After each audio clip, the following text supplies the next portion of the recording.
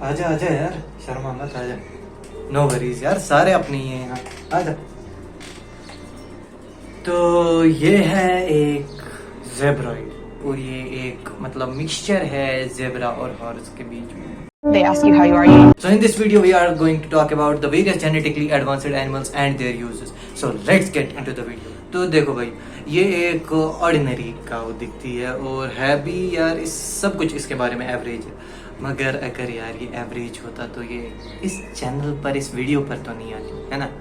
तो भी मसला ये है कि ये जो गाय है ये कोई ऐसी वैसी गाय नहीं है, ये जो है ये एक जेनेटिकली मॉडिफाइड काऊ है जो कि बनाई गई है ह्यूमन मिल्क प्रोड्यूस करने के लिए। मैमल्स है, हर एक का दूध सेम नहीं होता, बट ये क्या किया है साइंटिस्ट ने, पूरी खोज विचार जांच विचार करके एक ऐसी ब्रीड बनाई है काउस की जो कि केपेबल है ह्यूमन मिल्क प्रोड्यूस करने के। तो अब आप लोग बोलोगे कि भाई इसका फायदा क्या है। देखो भाई, बहुत सारे केसेस जहाँ पर जो माँ होती है वो बच्चे को इनकेपेबल होती है अपना ब्रेस्ट फीड करने के, तो उसकी वजह से क्या होता है कि कभी कभी बेबी जो होता है, बच्चा जो होता है, उसमें बहुत सारी कॉम्प्लिकेशंस आ सकती है, आगे जाकर बहुत सारी डेफिशिएंसीज होगी, वो कमज़ोर बन सकता है, अर्ली डेथ हो सकती है, बहुत सारी प्रॉब्लम्स हो सकती है। तो इसी को ओवरकम करने के लिए काउज ऐसी जेनेटिकली बनाई हैं जिनको जो है ह्यूमन मिल्क जो है वो प्रोड्यूस कर सकती है।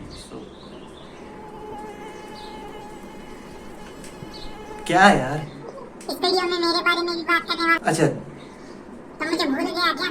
नहीं यार, नहीं भूला तेरे बारे में यार। हाँ, तो अब हम इन्हीं के बारे में बात करने वाले थे, मॉस्किटोज। तो सबको पता है कि जो मॉस्किटोज हैं वो हमारे इर्द गिर्द हर एक जगह पर पड़े रहते हैं, ठीक है। और तो किसी को भी अच्छा नहीं लगता, और तो गर्मी का सीजन है और पता नहीं क्यों कश्मीर में भी दिल्ली जैसा गर्म होने लगा है। आई हेट दिस यार, सीरियसली। तो ये जो गर्मी हो रही है इस टाइम, तो इसकी वजह से मॉस्किटोज भी बढ़ेंगे, ठीक है, मच्छर भी बढ़ेंगे, और तो उनके काटने से बहुत सारी बीमारियां भी फैलेंगी। और तो इन्हीं की ओवर पॉपुलेशन जो है मॉस्किटोज, इन्हीं को कंट्रोल करने के लिए जेनेटिकली मॉडिफाइड मॉस्किटोज बनाए हैं जिनको कहते हैं सडन डेथ मॉस्किटोज। तो इनके अंदर क्या होता है, एक टाइप का डिजीज प्रेजेंट इसके अंदर डालते हैं, जिससे कि जो वो मॉस्किटो होता है वो जब एनवायरनमेंट में छोड़ते हैं उन मॉस्किटोज को, वो जब बाकी के नॉर्मल मॉस्किटोज के साथ ब्रीड करते हैं, तो फिर जो नए मॉस्किटोज बनते हैं वो उनमें भी वो डिजीज हो जाता है और वो मर जाते हैं। देखो भाई यार, आजकल हर एक चीज जो है वो ग्लोइंग करना शुरू हो गई।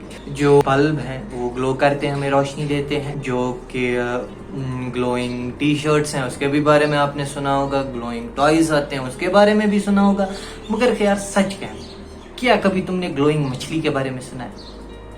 नहीं ना।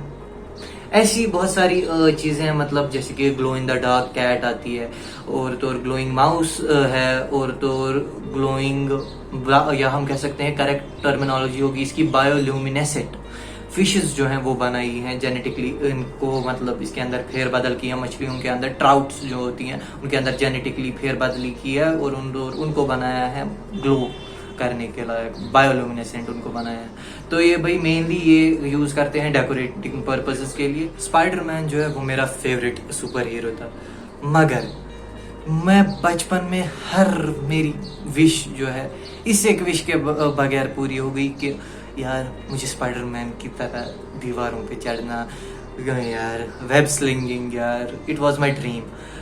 बट मुझे लगता है कि वो ड्रीम जल्दी कहाँ पूरा होगा यार, क्योंकि गोट्स ऐसी बनाई हैं जो स्पाइडर वेब प्रोड्यूस कर सकती हैं मिल्क के बगैर। भाई ये फजूल नहीं है, ये एक्चुअली एक बहुत ही इंजीनियस आइडिया है, क्योंकि जो स्पाइडर वेब होता है, ऐसा मत समझ लो यार, क्योंकि जो स्पाइडर वेब होता है वो बहुत ही स्ट्रांग होता है, रेजिस्टेंस दिखाता है अपनी कैपेबिलिटी से ज़्यादा। और तो अगर हम इस स्पाइडर वेब को देखेंगे तो नोन टू मैन जो भी मतलब रोप है वगैरह पॉलीमर लाइक मटेरियल, इसकी टफनेस जो है वो उन सब में से सबसे ज़्यादा आती है। तो अगर हम ये स्पाइडर वेब जो है ये हम अगर मास प्रोड्यूस कर सकें, इसको हम यूज़ कर सकें रोप्स बनाने के लिए, या हम इसको सिल्क, स्पाइडर सिल्क जो है वो भी एफिशिएंट और तो बहुत ही ज़्यादा टफर होता है as compare to the normal silk जो हमें सिल्क वॉर्म से मिलता है। तो दैट्स ऑल्सो ग्रेट यूज जहाँ पर ये यूज़ हो सकता है। तो अगर हम गोट्स को जेनेटिकली मॉडिफाई करें कि वो ऐसी गोट्स बने कि वो मिल्क नहीं हमें बल्कि स्पाइडर सिल्क प्रोवाइड करेंगे, then that is also a revolutionary idea. तो एट लास्ट यार मैं यही कहना चाहता हूँ कि जो ह्यूमन रेस है वो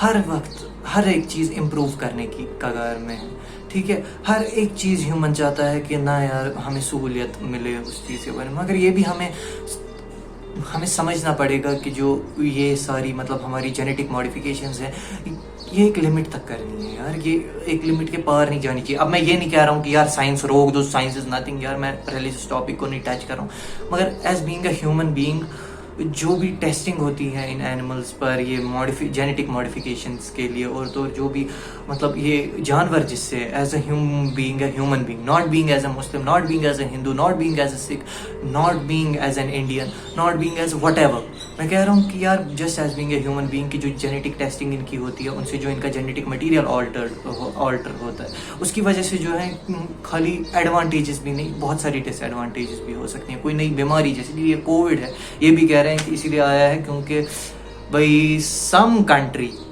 ठीक है, जो हमें पता है it was testing on bats, ठीक है। तो यही मसला है कि हमें हर एक चीज़ की एक लिमिट होती है और हमें वो समझनी पड़ेगी। यहाँ पर भी हमें ये देखना है कि कहाँ कहाँ तक हम ये कर सकते हैं और कहाँ कहाँ तक this is getting too much. So भाई मैं इतना ही कहूँगा, ज़्यादा भाषण लॉन्ग नहीं करूँगा। अगर वीडियो अच्छी लगी हो, don't forget to like, share and subscribe.